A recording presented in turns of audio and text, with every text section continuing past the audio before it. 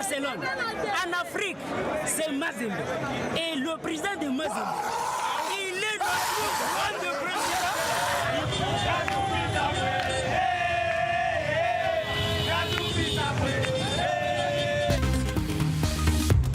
It's a great time to be a football fan in the Democratic Republic of Congo. Its clubs and its national team have scored victory after victory.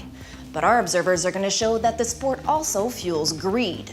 Football, money, and politics, it's all a jumble. Now let's go meet our observers in Lubumbashi.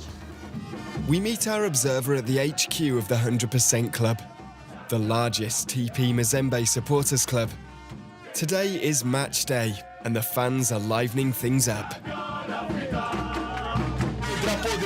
The DRC flag can represent the tout-puissant Mazembe team, as well as His Excellence, Moise Katumbi. So we'll follow you then. We're going to the stadium. Before each match, the 100% Club parade around the city. Who's going to win today? Us, TP Mazembe, are going to win.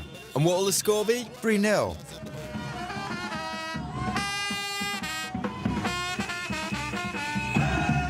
Music, choreography. The show is a perfectly oiled machine.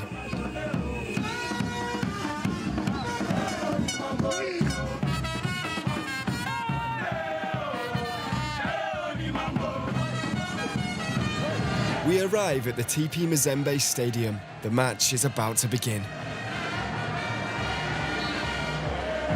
Is football very popular in Congo at the moment? Yeah, it's really popular.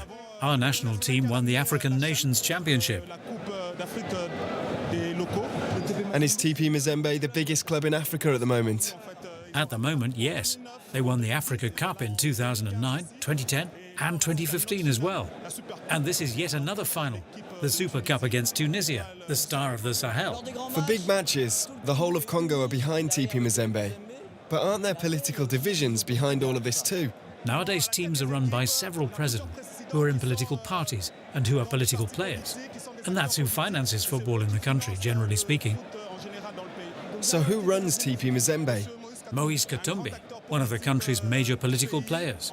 He's the former governor of this huge province, as big as France, so the stakes are high.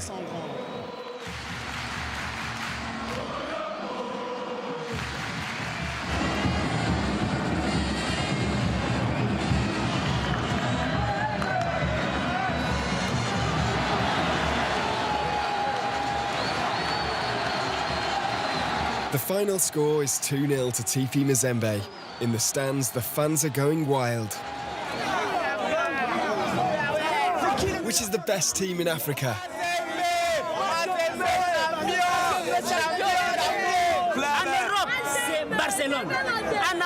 In Europe, it's Barcelona. In Africa, it's Mazembe. And the president of Mazembe is the greatest president there is. And the Tunisians aren't happy to have lost. Yeah, right. They're not very happy. I'm sorry for them, because they know we win everything.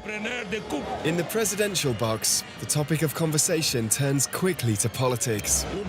We have to seize this opportunity to call on the international community.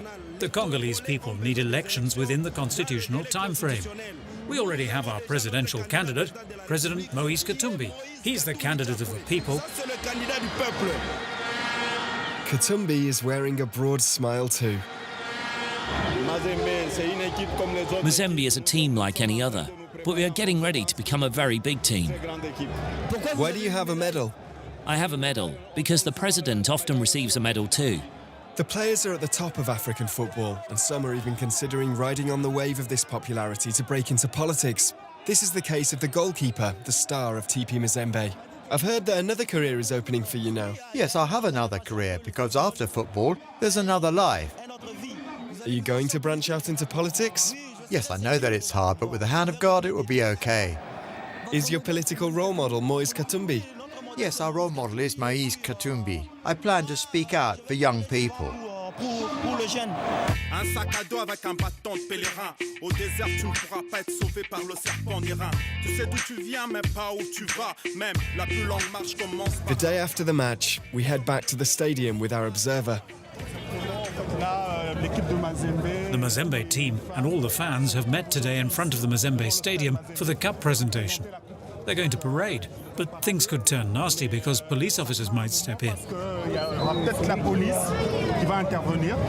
Do you really think that for the Kinshasa authorities, the team's victories are starting to spell trouble? Yes, that's the feeling we have.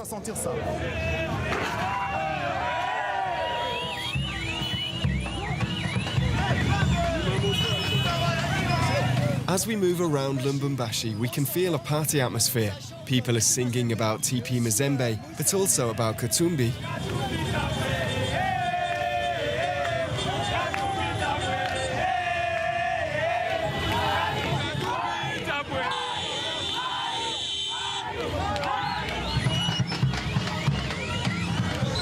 The fans serve as the security team. The police merely escort the parade.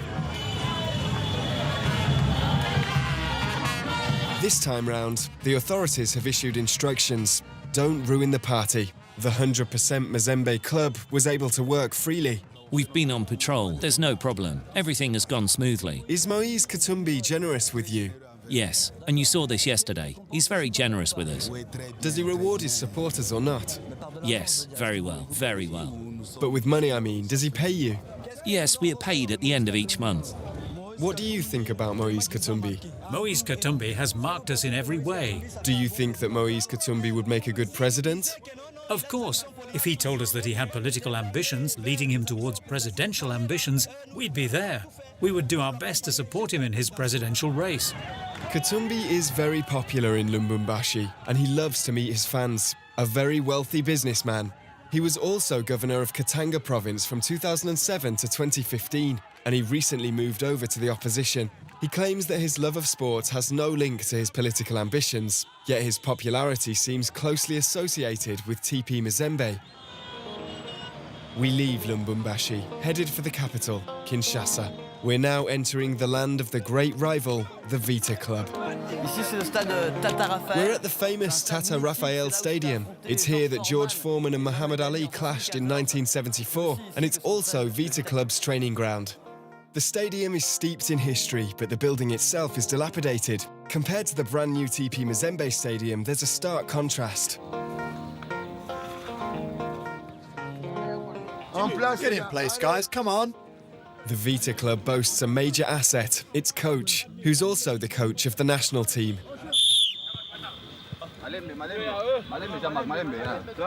Stop the ball, pass it. Athletically, would you say you're on a par with TP Mazembe? Athletically, yes, because we are Congolese champions, ahead of TP Mazembe. How can you explain that on a national level you get such great results, but on an international level it's they who have had the best record for the last few years? How can you explain this difference? Yeah, they have a little bit more experience that they've built up recently, but this can all be explained. We aren't as well off as they are. We don't have a training centre, so it's a bit harder to achieve regular results. His main problem is a lack of resources. Without spelling things out, the coach accuses his rival of shady dealings. The problem is that when you play against them, the TV cameras are taken down, we were at 1-0 and the referee didn't stop the match. You played for 104 minutes. Until they scored an equaliser. When they equalised, the match ended. We meet with one of our observers, Passion Ligodi, in the capital. The difference with Lubumbashi is that here there is passion. Look at the kids in the street playing football. You can be Muslim, Christian, Catholic or Protestant. But first and foremost, you're a football fan. We are Kinshasa. We love football. That's what it's all about. Passion believes that the link between football and politics goes way beyond TP Mazembe.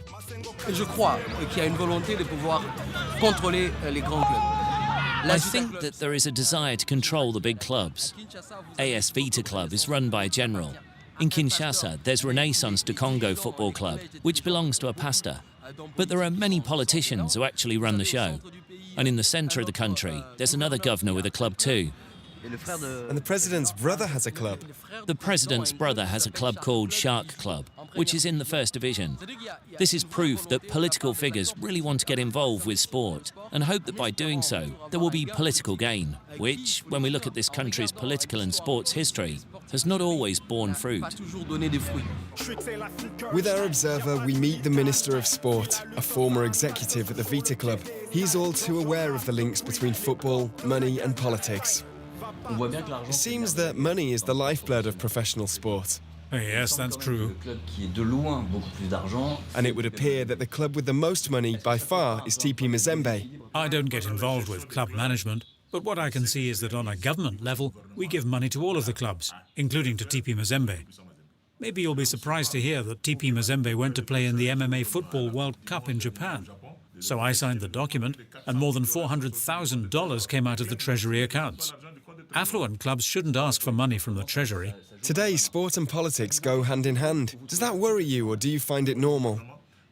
On a government level, we just deal with it. But you have set me thinking about ways we can be more aware of this cancer. Ah, so you think that it's a cancer? Yes, because today when people have ambition and mix up politics and sport, it only leads to problems. I think that at the moment, people feel that there's a club that's growing rapidly, and this club is managed by a major opponent of the president, and that the wave of popularity on which Moise Katumbi is surfing is starting to annoy those in power. But you're telling me that it's untrue. France 24, I want to tell you just once, so that you understand, the only opponent of the President of the Republic, Joseph Kabila, is Etienne Tshisekedi, and he is a historical opponent. I don't want to do an entire show talking about what you want me to talk about. I don't have time to waste. I have a lot of work to do for the good of sport, so I don't have time to talk about Moise. That would be a total waste of time. Instead, I must focus on Congolese sport and all there is to do. The minister wishes to talk about sport, not politics, and even less about Moise Katumbi. However, in the months to come, this issue is likely to become more pressing. The presidential elections are set for next November, so galvanizing the support of football fans, or on the contrary, containing them, may become even more of a political battle. That's all for this episode. Now, the music for this report is by our observer Alexandre from Lubumbashi, and you can find it on YouTube. Now, if you want to tell your story, don't hesitate to contact our journalists, and maybe we'll come see you for the next episode of Observers Direct.